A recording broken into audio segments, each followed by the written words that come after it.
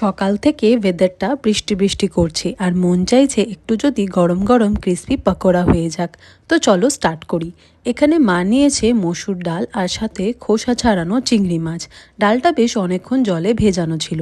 আমরা এখানে ইউজ করছি শিলবাটা, কারণ এতে বেটে খাওয়ার টেস্টটা একটু ডিফারেন্ট হয়। প্রথমে বেটে নেব ডাল আর এরপরে অ্যাড করব চিংড়ি মাছ।